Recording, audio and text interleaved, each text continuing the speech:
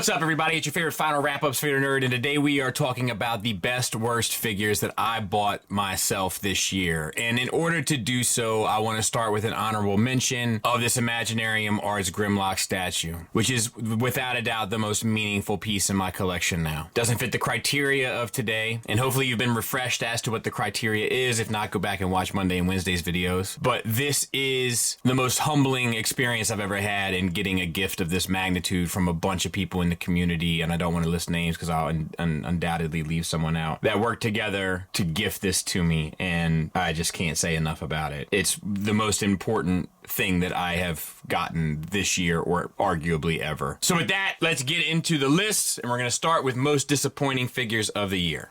And look, I know this is gonna hurt some people's feelings, and I'm sorry. This list is totally subjective. Allow me to tell you why this guy is number 5 on my list. He's not a bad figure. He's a good figure. But Fans Toys has a way of making their figure seem so alive to me. It's a mix of face sculpts, metallic paints, beautiful paints in general, intimidating aesthetics, and this one just seemed so soulless to me. It looks exactly the way they wanted to, I imagine. Unfortunately, it just comes through so empty, as hollow as his chest. And I know this is going to hurt some people's feelings, but this is without a doubt the most disappointing Fans Toys release that I've ever got in terms of what I expect from the company. If you take Sea Spray version 2.0, for instance, right? I'm sorry, 1.0, the original Sea Spray. Doesn't look a thing like the cartoon, it's way off base, all these things, and yet it still seems alive, and it still seems like Fans Toys, and it still seems cool, and it still seems intimidating somehow, whereas this just seems like a very paint-by-numbers approach for them. And like I said, doesn't mean it's bad. It's great. It just doesn't feel right to me. Next up is Mayfax Psylocke, and we've kind of already covered this on Monday's video, so I'm not going to take too much time, but basically there's build issues here, there's paint issues here, there's aesthetic choice design cue issues here, and none of those issues have really been present in the aforementioned Mayfax, or release rather, Mayfax X-Men releases. So while this isn't a bad figure, once again, by any stretch of the imagination, it's just a little bit disappointing. Once again, I kind of covered this guy on Monday's video, so to speak. I don't really feel the need to rehash a whole lot of it, but there's just an awful lot of work that needs to be done on the Black Series line, and this was just a huge distraction from all of it, with a very obscure character that I doubt anyone was really seriously clamoring for. It just seems like such a waste of a release. It just seems like, once again, an acknowledgement of a company that's out of touch with the market base. I mean, I think that the Rancor, the crowdfunded Rancor, went to go ahead and accentuate that point. Next up is Chatterbox from Dr. Wu. Once again, not a whole lot wrong with this. I mean, it could use a waist swivel, and there's a couple other things. It's probably the best version of this character that we've ever got. It's more so a disappointment with myself. This is I'll never sell this because it was a teachable moment for me. I bought this during like the, when stuff was like still pretty much locked down. I was bored. Nothing was getting released. I wanted something bad. I had an itch just to buy something. I knew this wasn't what I wanted, and I bought it anyway because I wanted to buy something. And it arrived, and it made me feel exactly how I should have known I would feel, which was empty, unsatisfied, and unfulfilled. And as a result, disappointing. Once again, not the piece's fault. And this list is entirely subjective. It's all about how I feel about this stuff. It's not meant to be objective at all. But this would come in at number 2.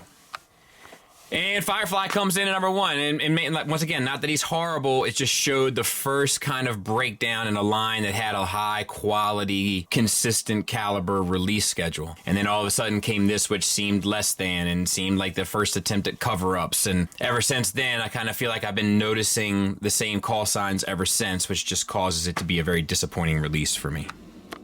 So yeah, that's what I got. These are the most disappointing. That, once again, just to reiterate, it doesn't mean that they're bad. It means that they disappointed me as the consumer. This list is entirely subjective. It's not based on sort of like, well, this joint's better than this joint technically, so as you can know, it's about me as a consumer buying things. How do I feel about it? These are the most disappointing purchases of my year. Moving on to the surprisingly good category is MMC's Rung, coming in at number 5. And look, I say surprisingly good because MMC is certainly capable of making a good figure. However, there was a lot of ups and downs in regard to their releases this year, and Rung isn't the most exciting character to kind of pull off. Plus, at the price point that he was fetching, it felt even more challenging to make him feel worthwhile. But with the overwhelming amount of accessories that came with him, super expressive, emotive accessories, character-driven accessories, along with the fact that while we're on the subject, the character of Rung bleeds through this mold, along with the fact that we may not get another use out of this mold, and they may have taken a loss box on it. For all of those things to be taken into consideration, this figure is truly a knockout. And not that I wouldn't expect MMC to make a knockout, but I'm not sure I would have expected them to make this much of a knockout with this character. Once again, Neca Frankenstein makes the list. I've already talked about this in Monday's video, but basically I just am super satisfied with it. The character just bleeds through it, and even though it has all sorts of issues that normal Neca stuff has, there's something about this that just is super endearing to me. And like I said, there's more information on that on Monday's video if you'd like more additional details. But once again, it comes down to character.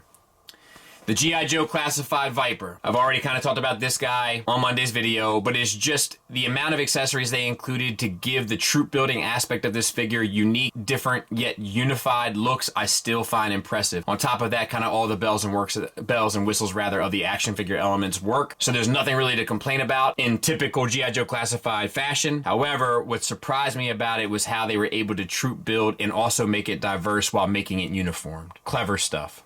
Number 2 is Fans Hobby Nightbeat. Now, I have reviewed the overwhelming majority of Fans Hobby product, and I've never found any of them to be especially terrible, and I've never found any of them to be especially great. However, with the previous mold mate of this guy, I wasn't expecting anything out of this. And yet, this was so good and such a polished version of the previous attempt that I actually bought this, which is even perhaps more surprising. And that, in and of itself, speaks to the volume of which I was pleasantly surprised by this figure.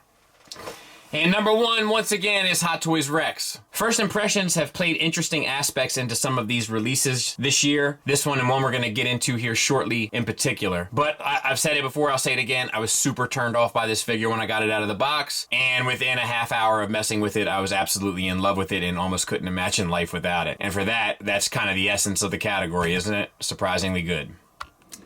And there's our surprisingly good entries for 2021. It's interesting to see NECA in there. It's interesting to see Fans Hobby in there. It's interesting to see Hasbro in there. The Hot Toys and Wrong maybe not so much, but pretty interesting set of figures. Moving on to worst figures of the year. Once again, I kind of harped on some of these already, so I'm not going to spend a whole ton of time on them now. However, it's important to note, this is a King Kong figure that cannot beat his chest properly. Do not make a King Kong figure if the King Kong figure cannot beat the chest. Like, it's absurd. It's what the character does. It's like having a Raiden that can't reach to the sky. It's like having a Wolverine without claws. It's silly. But it only comes in at number 5. Because his counterpart needs to come in at number 4. And he's slightly better because the sculpt at least looks kind of good and it does all of the things that a Godzilla needs to do, and it's painted beautifully. The Kong is painted beautifully too, to be fair. But because of how broken up the sculpt is here in order to get the articulation, we've seen figures do a better job of articulating creatures like this without as many breakups. In addition to that, it's hard to get it into a pose that seems even remotely natural, and it's asking and fetching a premium price point. So, like I said, I've already kind of harped on this. I'm not going to beat a dead horse to death, but it comes in at number 4. Number 3, Darkseid Ray. I've talked about it on Monday. I hate everything about it. I don't want to talk about it anymore. Number 2 is Kung Lao. The hat is wonky. The proportions are wonky. The face sculpt is wonky. It's the wonky donkey, you know what I mean? It just botches everything that it possibly could in regard to this character and figure, and it's awful. On top of that, Storm Collectibles still hasn't figured out how to tolerance joints properly, make them move elegantly, even though they are at an elegant price point. So, yeah, number 2. But as far as worst figure of the year, there can only be one. And this year, in my opinion, it is the Takara Tomy masterpiece Starscream. I didn't buy this figure. I was generously gifted this figure. Shout out to Scott. But it is without a doubt a learning lesson for me. If a figure can't stand, I'm going to trash it. I'm going to trash it every single time. It doesn't matter what company makes it. I'm after it. Immediately. I'm on your On top of that, there was a widespread ankle break issue. On top of that, I think it cost $4 billion or something. I can't remember. Wonky proportions, big old head, and childish aesthetics. Along with ratchets that don't support weight, thin-feeling plastics, and unfortunately, a nice paint job over top couldn't save it for me. I really think it is the culmination of everything that's kind of wrong with Takara these days. Just things that I would never expect from this company in a million years. Things that would make my viewership choose Deformation Space Starscream as figure of the year.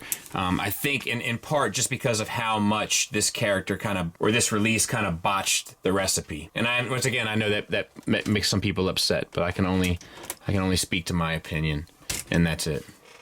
So there you have it. Those are my worst favorite. And to be fair, look, there's worse figures that came out this year, just not that I bought. Does that make sense? This isn't a commentary on every figure released. I imagine that most of this is better than a fair amount of the stuff that I looked at, and also better than a fair amount of stuff that I didn't look at. But of the stuff that I purchased, this is how I feel. And I threw in Starscream because I feel like I own it, right? It's mine. So it's part of my collection. I just rolled it into the category because it deserves its place.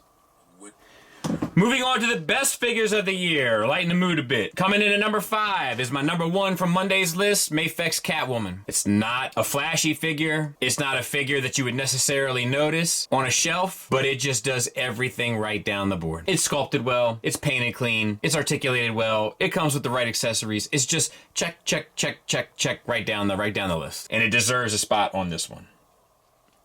Coming in at number 4, X-Transbot's Groove. The materials are good, the sculpt is right, it's painted well, the accessories are appropriate, they integrate well, it's Toon inspired, but it has a modern sophistication about it. The transformation is fun and intuitive and surprisingly good considering it turns into a motorcycle. It's just extremely well done and probably deserves even more credit than I've given it. Really, really, really solid piece. Number 3, I have really mixed feelings about this company. I have really mixed feelings about what it's done this year. I have really mixed feelings about its business practices. I have really mixed feelings about its combiners, but I do not have mixed feelings about this drag strip in and of itself inside of a vacuum. It's beautiful. It's gorgeous. It's sculpted perfectly. It's painted perfectly. It comes with the appropriate accessories. The materials are fantastic. The build is fantastic. Like, it's just money. It's what I expect from this company at all times. When I don't get it at all times, I get emotional. But you're gonna have to allow me that because I do have a high standard for them, and this meets, if not exceeds. Coming in at number 2, DX9's Menasor. Now, obviously mine has the upgrade kit and a couple other bells and whistles that go along with it, and it was super early in the year, so you might have thought I would forget, but I haven't. It's exceptional. It fits right in with other exceptional combiner releases. It matches the scale well. It matches the aesthetic well. The articulation is good. The build is good. The structural stability of it is on the money. It's just, like I said before, if you would have told me years ago that they were going to release 3 combiner, masterpiece scale Menasors from X-Transbots, Fans Toys, and DX9, and when it was all said and done, DX9 was going to be the only one that was out and super stable, I would have laughed you out of the room, and yet here we are. And my number 1 choice of the year. And I know that's gonna upset people, but I value this thing every day. Every day when I come down in my collection space, it pops like a kernel at 300 degrees. There's tons of sculpted detail. There's tons of paint. There's tons of presence. The articulation works extremely well, surprisingly well, in fact. The transformation is interesting and doesn't make you want to pull your eyes out of your socket. Yes, it has the Pringles potato chips on the calves. I know that's an issue for some. I'd be lying if I said it was an issue for me. It is the centerpiece of my collection, and it's a Hasbro piece, which I find especially surprising. But when I look at my Transformer display, he becomes the icon, the beacon of it. And for that, he has to make number 1 for this year. And there you have it. So not the most exciting without the kind of big players standing with them, right? So let's not waste a whole lot of time. But these figures are stellar releases for the year 2021. Really, really, really exceptional by exceptional standards. And there we are. The best and worst of the stuff that I bought this year. A very interesting set, some interesting companies in there for interesting reasons, etc., etc. Companies that have never been in certain categories before popped up there this year, both good and bad. But look, before we get out of here, as the last kind of regular video of the year, I'd like to say thank you. Thank you to everybody that watches, that supports. Special thanks to the Patreon supporters. Like, I probably would have quit all this by now had it not been for y'all. It gave me the kind of drive to continue pushing. To the next folks that bought a blanket or a print or whatever throughout the year that supported the cause, or you know what I mean, supported the movement of what we're doing here, I appreciate you as well. And then for everybody else that likes, comments, whatever, all that kind of stuff on the videos, shares it, I appreciate you guys as well. Because of how I do business here, because of who I am, and because of the choices that I've made, my channel's never going to be some sort of, career-ending channel. And what I mean by that is, quitting my day job to do this full-time. It'll never be that. I'll never have the numbers to do that. That was never the goal either. But I do think that I have the highest quality caliber viewer. Most of my viewers are extremely passionate and extremely supportive. I get more hate than a lot of the people out there, but I also get way more love than a lot of the people out there, and don't think it's lost on me. It's not, and I love you too. It's been a rough year for me. I lost 2 of my friends just 2 weeks ago by the time you guys hear this, on the same day. So When I say thank you, I mean it. When I say take care of yourselves, I mean it. When I say be safe, I mean it. Thanks for listening. Thanks for watching. Until next time, take care. Happy New Year. Crown tonight. Yep.